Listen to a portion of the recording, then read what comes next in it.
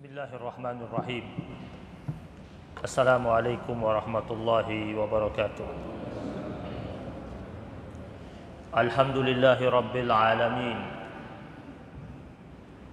Alhamdulillahi wa kafa, wassalatu wassalamu ala nabiyyinal mustafa wa ala alihi wa ashabihi ahli sidqi wal wafa. Allahumma salli ala sayyidina Muhammad الفاتح لما أغلق والخاتم لما سبق ناصر الحق بالحق والهادي إلى صراطك المستقيم وعلى آله حق قدره ومقداره العظيم. سبحانك لا علم لنا إلا ما علمتنا إنك أنت العليم الحكيم. اللهم علمنا ما ينفعنا وارزقنا علما وأرنا الحق حقا وارزقنا اتباعه وأرنا الباطل باطلا وارزقنا اجتنابه وأدخلنا في عبادك الصالحين. سبوح قدوس ربنا ورب الملائكة والروح. Muslimin muslimat jamaah salat maghrib Masjid Al-Mubarakah yang dirahmati Allah Subhanahu wa taala. Alhamdulillah, segala puji bagi Allah Subhanahu wa taala atas limpahan rahmat, karunia dan rangkaian kebaikan demi kebaikan yang Allah Subhanahu wa taala turunkan kepada kita, sehingga pada malam hari ini kita diperkenankan untuk bermuajahah, hadir di majlis ilmu untuk menambah wawasan keislaman kita, menambah keintiman kita dan kedekatan kita kepada Allah Subhanahu wa taala. Dan semoga apa yang kita lakukan sampai detik ini mendapatkan catatan rahmat dan kebaikan dari Allah Subhanahu wa taala. Jamaah yang dirahmati Allah Subhanahu wa taala, kita masuk pada bab haqqul walidain dalam kitab Tanbihul Ghafilin. Pada bab ini Al-Imam Abu Laits As-Samarqandi memulai dengan mengambil sebuah hadis, yaitu yang diriwayatkan dari An Sa'ad ibni Mas'ud an ibni Abbas radhiyallahu taala anhuma qala Rasulullah sallallahu alaihi wasallam bersabda, ma min mu'min lahu abawan. Siapa saja dari seorang mukmin yang memiliki dua orang tua, lalu kemudian dia memasuki waktu subuhnya, di waktu paginya, ya, mulai dari waktu pagi, wa huwa muhsinun ilaihima, dan dia melakukan ihsan terhadap keduanya, ya, berbuat baik, ihsan. Karena dalam Al-Quran dikatakan wabil walidaini ihsana. Di sini di hadis dikatakan wa huwa muhsinun ilaihima. Dia melakukan ihsan, kebaikan tingkat tinggi, atau melakukan prioritas utama. Bahasa kerennya gitulah, ya, prioritas utama kepada keduanya. Melainkan illa fatahallahu lahu babaini minal jannah. Tak seorang mukmin pun, kata Nabi, yang memiliki dua orang tua kemudian mulai dari pagi hari dia melakukan pelayanan yang prioritas, pelayanannya beda. Nah, ini ihsan ini adalah pelayanan prioritas. Orang tuanya dia lakukan pelayanan secara khusus, ya. Allah Subhanahu wa taala, kata Nabi, membukakan buat dia babaini minal jannah, dua pintu surga. Berarti satu orang tua satu pintu surga. Masih memiliki dua orang tua di dunia, dia melayani dengan sebaik-baiknya, dengan sungguh-sungguh, dengan serius. Allah Subhanahu wa taala bukakan buat dia dua pintu surga selama dia melayani orang tuanya itu. Sungguh-sungguh pelayanannya, ikhlas, tidak ada keluhan.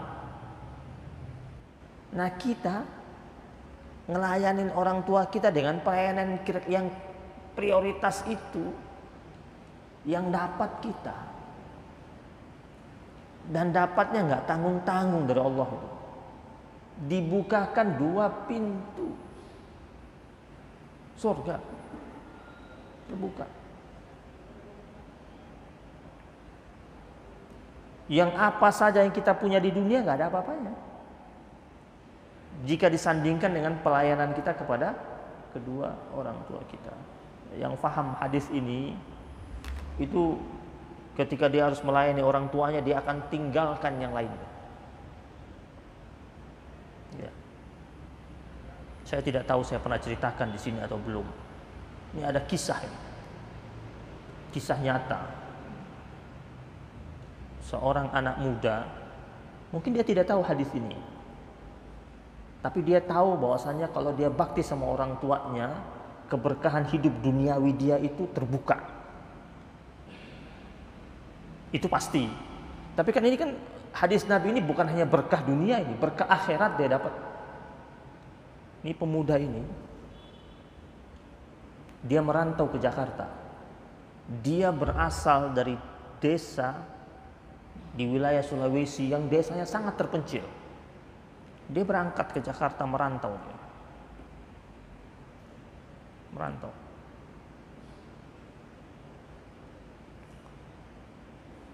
Orangnya masih ada, umurnya masih muda. Orang sudah meninggal. Sudah meninggal dunia kurang lebih hampir setahun yang lalu meninggal. Meninggal muda beliau. Meninggal muda. Meninggal usia 40-an nih. Ada satu hal yang tidak pernah dia lepas dari semenjak dia merantau. Zaman dia datang merantau itu zaman dulu masih ada wartel. Jadi bisa dibayangkan tahun-tahun berapa tuh ada wartel itu. Tiap pagi itu dia siapkan uangnya, walaupun tidak lama telepon. Tiap pagi sekitar jam 8 teng dia telepon ibunya. Assalamualaikum Umi, apa kabar? Ibunya jawab kabarnya, terus doakan saya. Itu aja setiap hari begitu. Tiap hari. Bukan seminggu sekali. Bukan setahun sekali lebaran, enggak. Tiap hari. Jadi dia susah itu. Jadi mendingan dia simpan uangnya untuk dia ke wartel untuk interlokal ketimbang dia pakai untuk makan-makan. Ibunya setiap kali angkat teleponnya bilang apa? Waalaikumsalam, anak kayaku.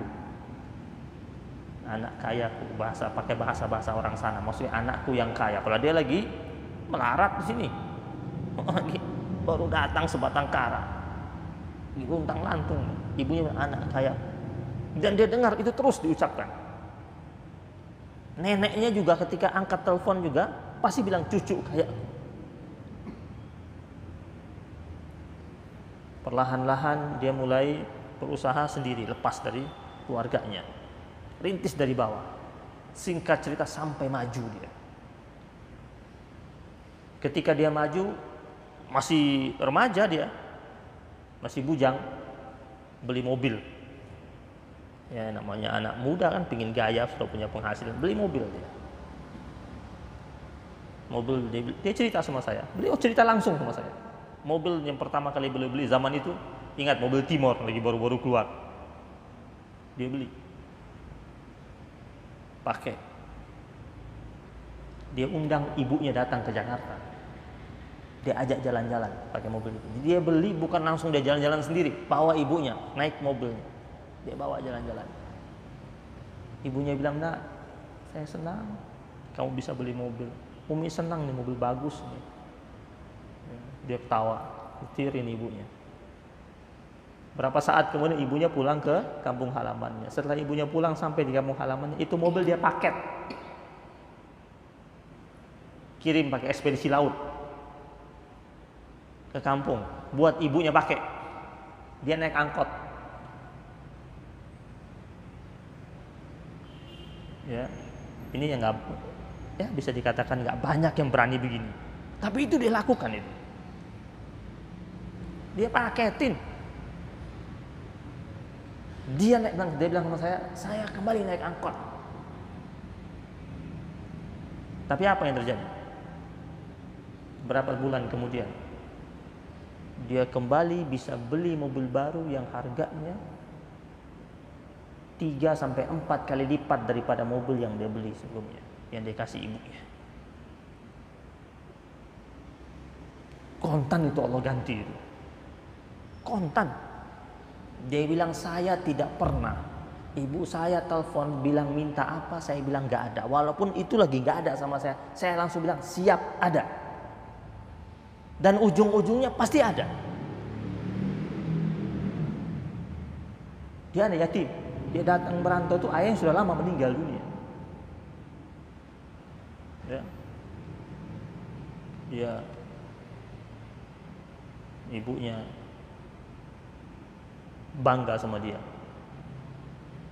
sampai dia berkeluarga, dan alhamdulillah Allah anugerahkan beliau istrinya yang cukup sayang juga sama ibunya.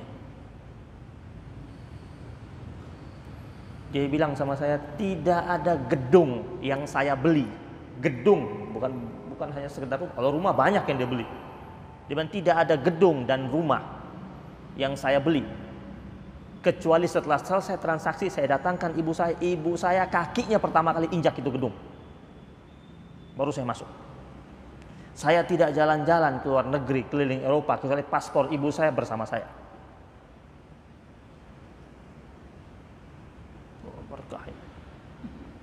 Berkah itu, Masya Allah. Nah, ini kisahnya panjang sebenarnya kisahnya, tapi menandakan bahwasanya orang yang cinta sama orang tuanya, yang melayani orang tuanya dengan ihsan, dia kalau datangkan ibunya itu cari pesawat yang terbaik, bukan nunggu tiket harga promo baru datangkan. Pesawat yang terbaik dia datangkan buat orang tuanya. Kalau dia umrahkan orang tuanya, cari hotel yang terbaik di Mekah dan Madinah. Ihsan itu namanya ihsan di situ. Nah, ini hadis Nabi, dibukakan 2 pintu dan janganlah, kata Nabi berikutnya, dan janganlah membuat salah satu di antara keduanya atau dua-duanya murka. Fala yardallahu ta'ala hatta yarda. Allah Subhanahu wa ta'ala tidak akan ridha kecuali orang tua itu ridha. Qila, lalu dikatakan ada salah satu sahabat tanya sama Nabi, wa in kana zaliman, wahai Rasul, seandainya orang tua itu zalim, apa kata Nabi? Wa in kana zaliman, walaupun zalim tetap ihsan. Kan ada kejadian, ada mungkin anak terpisah sama orang tuanya, bapak ibunya bercerai, terus dia tinggal sama ibunya. Ibunya hari-hari kasih siaran sama anaknya ini, bapakmu laki-laki yang gak benar, gak ngurus, pergi, ninggalin kita, segala macam. Bisa jadi betul, bisa jadi ibunya memang sudah memformatnya begitu dan membatasi anaknya tidak ketemu sama orang tuanya, sama ayahnya, dibatasi tidak ketemu. Terus akhirnya diceritakan bahwasanya ayahnya tidak mau ketemu, ayahnya mau ketemu tetap nggak bisa, dibatasi. Terus anaknya pikir di kepalanya, sudah di mindset di kepalanya bahwasanya ini orang tuanya zalim. Nabi ditanya sama sahabat, kalau ayah itu zalim, ayah atau ibu itu zalim, kata Nabi, wa in kana zaliman, walaupun dia zalim. Mengenai dia zalim berarti apa maknanya? Mengenai dia zalim itu urusan dia sama Allah. mengenai dia dulu tidak pernah perhatikan anaknya, pernah meninggalkan anaknya, menelantarkan anaknya, itu urusan dia dengan Allah. Jadi jangan sampai ada anak dendam sama orang tuanya. Masa kecil dia merasa tidak terpuaskan dengan orang tuanya, mungkin orang tuanya terlalu keras, suka pukul. Orang tua kan macam-macam cara didik anaknya ini. Ya, ada yang memang sesuai kaidah-kaidah yang ditetapkan oleh Islam, tapi ada yang tidak sesuai. Anaknya mungkin sering mendapatkan tekanan, intimidasi, cemoohan, makian, terus anaknya rekam terus. Ketika dia dewasa, dia berkembang menjadi orang yang hebat, terus dia ingat perilaku ayahnya atau ibunya kepadanya, terus akhirnya ihtiram dia berkurang. Hati-hati. Makanya ada ungkapan, orang tua itu salahnya aja benar. Apalagi kalau dia benar.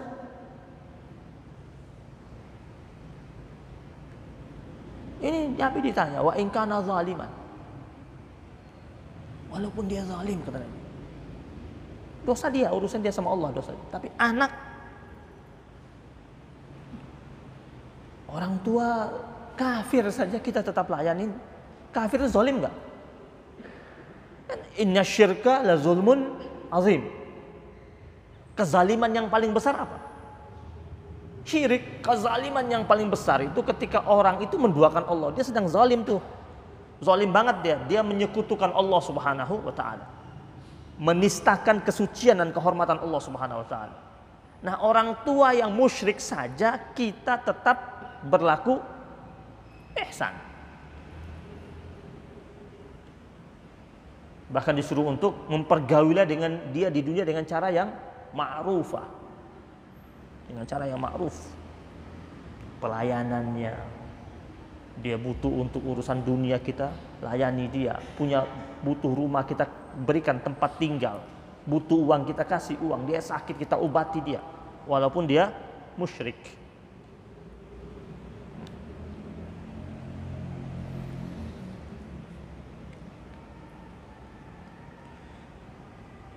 Jamaah yang dirahmati Allah Subhanahu wa taala.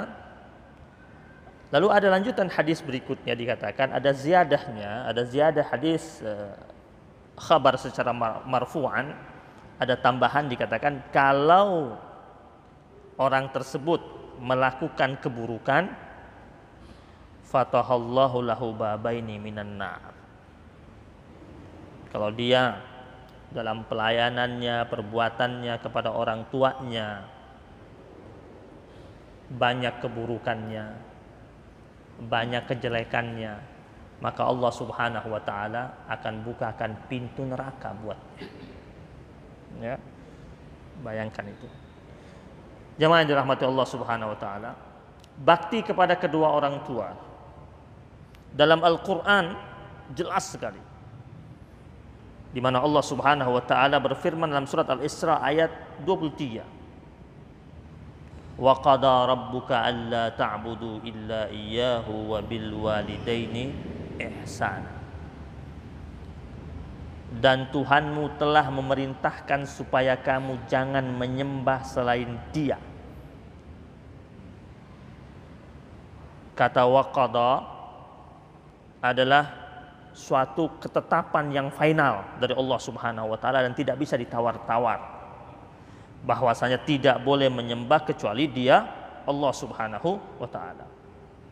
Wabil walidaini ihsana. Yang menarik, setelah Allah perintahkan kita untuk benar-benar menyembah Allah Subhanahu wa taala, Allah wajibkan kita untuk berbuat baik dengan sebaik-baiknya kepada ibu bapak kita. Sehingga ada ulama yang berkata begini, bakti kepada kedua orang tua itu, jika saja tidak turun firman Allah, tidak ada ayat yang turun untuk perintah berbakti kepada kedua orang tua, maka bakti itu sudah wajib. Karena secara adab, secara akhlak itu memang harus kita lakukan. Nah, ini apalagi ada ayat khusus turun di situ.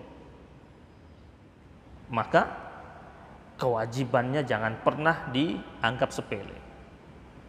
Jika tidak ada ayat saja, kata ulama salafus salihin, itu sudah harus wajib kita berbakti kepada kedua orang tua kita.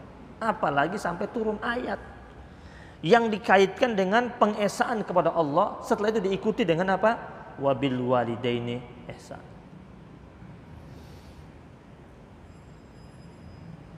Imma yablughanna 'indakal kibara ahaduhuma aw kilahuma fala taqul lahumā uffin. Jika salah satu di antara keduanya atau kedua-duanya berlanjut usia, ya, kadang-kadang kan ayah kita lebih tua jauh daripada ibu kita, ya, bisa saja dua-duanya, bisa saja salah satu di antara duanya dalam keadaan masuk usia lanjut, ya.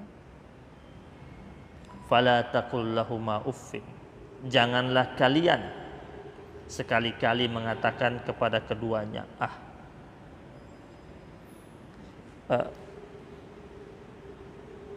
uffin ini bukan hanya sekedar gini, masuk tuh, apaan sih uffin, iya agak naik, iya uffin, iya. Sahabat Nabi Abdullah ibnu Mas'ud dipanggil oleh ibunya, suruh bawa air panas. Ibunya tunggu di kamar, bawa air panas, dia siapkan buat ibunya. Dia masih ada urusan lain sebenarnya. Ibunya bilang, saya minta kau buatkan saya air panas. Dia buatkan buat ibunya. Sampai di kamar, kan dia masak agak lama. Zaman dulu kan masak kompornya nggak kayak kompor zaman sekarang. Enak, tinggal colok, ada yang sambil tinggal colok. Zaman dulu panas, tiup dulu. Ibunya nunggu kelamaan, ibunya tertidur ibunya. Namanya orang sudah sepuh. Dia masuk ke kamarnya, dia bawa air 1 gelas buat ibundanya. Ibunya tertidur. Apa yang dia lakukan? Apakah dia bangunkan? Atau dia tidak bangunkan tapi dia ngedumel? Gimana sih, minta air panas, disiapin air panas tapi tertidur? Tidak sama sekali. Dia diam berdiri di sisi tempat tidur ibunya sambil pegang itu air, nungguin ibunya bangun. 1 jam 2 jam ibunya terbangun, lihat dia terbangun, ibunya terbangun, lihat dia berdiri.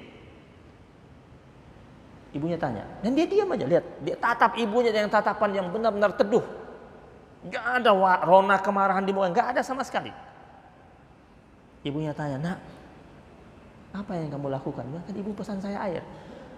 Ibu pesan sama saya air. Saya bawa airnya, tapi sudah dingin. Mau saya panaskan lagi? Dia tanya baik-baik. Ini akhlaknya sahabat Nabi. Karena mereka keluar langsung dari madrasahnya Rasulullah Sallallahu Alaihi Wasallam.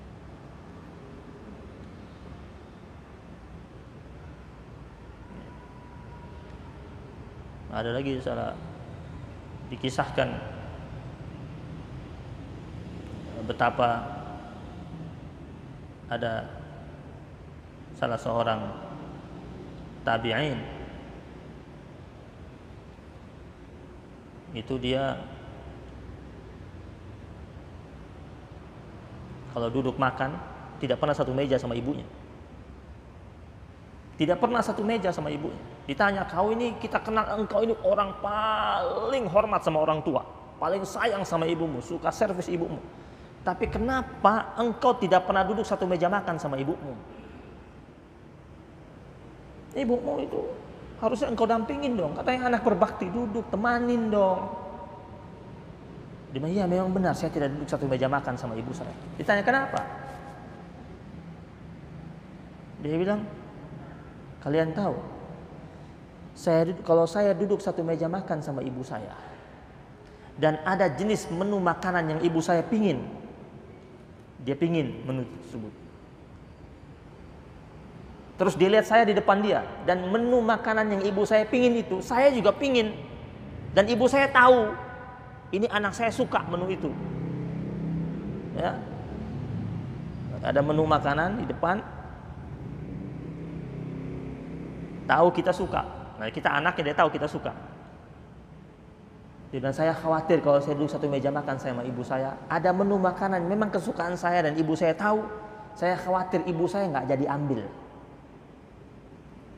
Nggak jadi ambil gara-gara sayang dia sama saya. Saya nggak mau itu. Saya biarkan dia makan sepuasnya. Jadi ketika dia makan saya jauh. Setelah selesai makan, semua sisanya baru saya makan. Jaga perasaan ibunya. Dan bagian dari dia ingin agar orang tuanya bebas, maunya apa diberiin. Ya. Ufin. Termasuk uf itu. Ya. Wala tanharhuma. Wala tanharhuma. Dan janganlah membentak mereka berdua. Bukan hanya membentak, menatap dengan tatapan tajam, haram.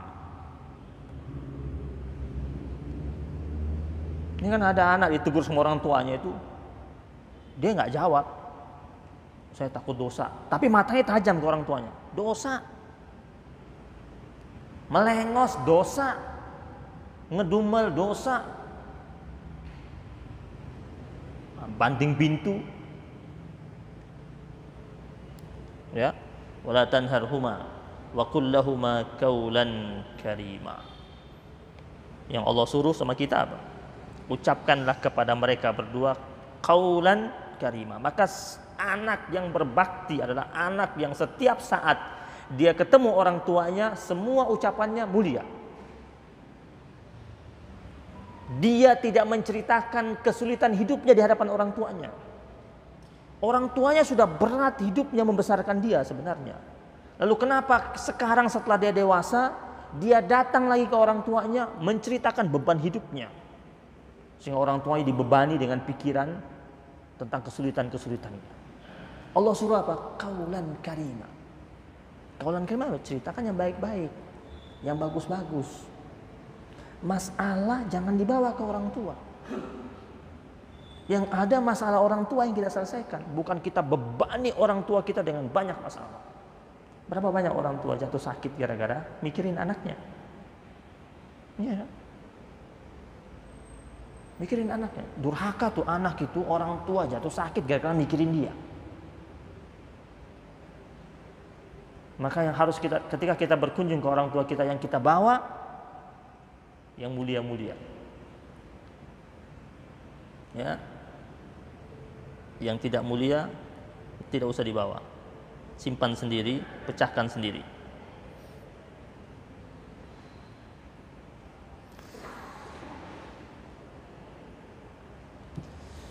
Jemaah yang dirahmati Allah Subhanahu wa taala, ya. Berikutnya haddatsana Abul Qasim, haddatsana Faris, haddatsana Muhammad bin Fadl, haddatsana Ubaidillah bin Musa an Sufyan an Atha qala, diriwayatkan kata Nabi, qala Musa alaihi salatu wassalam, ya Rabbi ausini. Nabi Musa pernah bilang sama Allah, kan Musa alaihissalam dialog sama Allah Subhanahu wa taala, wa kallamallahu Musa taklima. Musa alaihissalam pernah berkata kepada Allah Subhanahu wa taala, wahai Tuhanku, nasihati aku, wasiatkanlah aku. Lalu apa kata Allah? Usika bi, aku wasiatkan engkau wahai Musa untuk bersama aku Allah. Di pertama kali Allah wasiatkan Musa untuk jangan pernah bersama yang lain. Yang pertama kali, selalu bersama Allah. Usika bi. Makanya kita kan kalau anak kita berangkat, kita berapa? Pas kita lepas dia berangkat, ittaqillah. Kan bagusnya begitu. Setiap kali dia berangkat, pergi, ada urusannya, ittaqillah. Ya. Bertakwalah engkau kepada. Maksudnya apa? Agar dia bersama Allah Subhanahu wa taala terus menerus, ya. Lalu qala Musa ausini. Musa berkata lagi yang kedua kalinya, ya Allah, nasihati aku. Apa kata Allah berikutnya? Usika bi ummika. Aku wasiatkan engkau untuk bersama ibumu atau senantiasa berbakti kepada ibumu. Qala ausini, qala usika bi ummika. Tanya lagi, wasiatkan aku. Allah sebut lagi, ibumu. Aku wasiatkan engkau untuk senantiasa bersama ibumu. Tanya lagi, usika bi ummika. Sampai 3 kali. Baru yang keempat Allah katakan, usika bi abika. Aku wasiatkan engkau untuk bersama orang tua. Berarti selain nanti hadis nanti yang akan kita bahas berikutnya, hadis tentang Nabi mengatakan, ada sahabat nanya terus Nabi mengatakan ibumu baru ayam. Berarti nabi-nabi sebelumnya juga begitu. Jadi perintah berbakti kepada orang tua ini tidak hanya bagi umat Nabi Muhammad sallallahu alaihi wasallam. Maka seluruh agama-agama samawi pasti mengajarkan berbakti kepada kedua orang tua, karena akan terbuka pintu keberkahan bumi dan pintu keberkahan langit. Dan orang yang berbakti kepada kedua orang tuanya pasti berkah hidupnya di dunia, pasti. Dan juga pasti akan berkah kehidupannya di akhirat dengan dibukakan 2 pintu surga oleh Allah Subhanahu wa ta'ala. Berapa banyak kisah orang jadi wali gara-garanya bakti sama orang tua, jadi wali dia. Berapa banyak kisah orang tiba-tiba jadi miliuner, kaya raya karena bakti dan servisnya dia kepada kedua orang tuanya. Insya Allah kita lanjutkan pada pertemuan yang akan datang. Dan kita berdoa kepada Allah Subhanahu wa ta'ala agar Allah Subhanahu wa ta'ala jadikan kita sebagai hamba-hamba Allah yang kuat dan sungguh-sungguh berbakti kepada kedua orang tua kita, menjadi anak yang soleh, menjadi anak yang senantiasa berusaha untuk berdoa dan beristighfar untuk kedua orang tua kita. Rabbana taqabbal minna innaka antas samiul alim wa tub alaina ya maulana innaka antat tawwabur rahim. Wa sallallahu ala sayyidina Muhammadin nabiyil ummi wa ala alihi wa sahbihi wa baraka wa sallam.